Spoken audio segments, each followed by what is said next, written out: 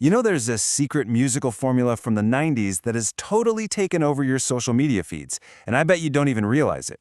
It's a formula that was so powerful it literally conquered the world, and today we are going to crack that code. So you're scrolling, right? Just minding your own business, and bam, there's this song from like 30 years ago, and it's in every single video.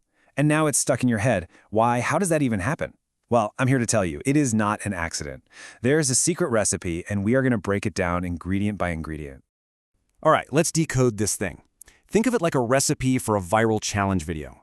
You need very specific ingredients, all designed to grab your attention and just not let go. So let's look at what goes into a classic Eurodance track. First off, what even is Eurodance? Okay, so it's this super high-energy electronic music that just exploded in the 90s. The best way to think about it is like a genre of video game. You know how a racing game has certain rules and goals? Well, Eurodance did too. Producers followed a very specific playbook to create a guaranteed hit every single time. So here are those core ingredients. It's kind of like creating the perfect character build in a game. First, you need a fast tempo. We're talking 120 to 150 beats per minute. That's fast. Then you have the classic combo, a rapped verse, usually from a guy, followed by this huge, soaring chorus sung by a girl. They're like a superhero duo, each one with their own special power. You mix that with a crazy catchy synth melody, a really heavy bass line, and simple positive lyrics about stuff like love and partying, and boom, you've got yourself a Eurodance hit. But, a recipe is just words on a page without a chef in a kitchen. So who was actually making this music, and what kind of tools were they using? Let's take a look at the people and the tech that powered this whole movement. Okay, so you might recognize some of these names. Two Unlimited, Hadaway, La Bouche. They were the faces on the posters, the stars of the show. But really, the producers were the real master chefs here.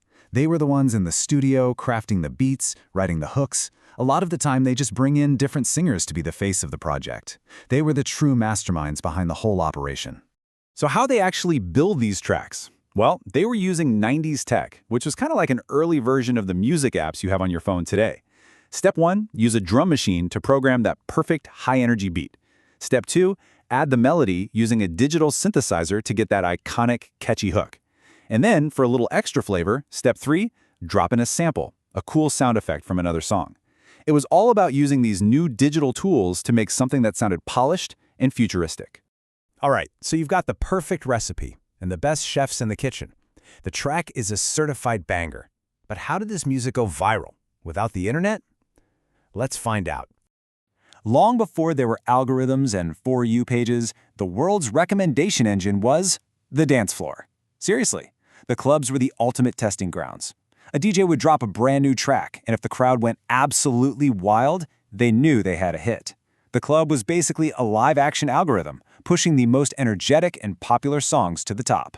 And once a song blew up in the clubs, it was totally unstoppable.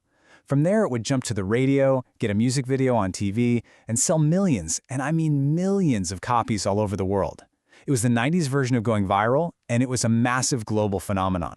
And hey, this wasn't just a thing in Europe. Just look at this. Rhythm as a Dancer hit the top 10 in over 15 countries. What is Love? Yeah, that song from the meme, did it in over 20. This formula was a blueprint for total global domination. It just proved that a great dance beat is pretty much a universal language. So yeah, Eurodance was huge in the 90s. But why are we still even talking about it today? Let's dig into the legacy of this beat and see why it's still influencing the music you're hearing right now. Not everyone was a fan of Eurodance back in the day. A lot of critics said it was too simple, too repetitive, just too formulaic. But here's the thing. That was its superpower.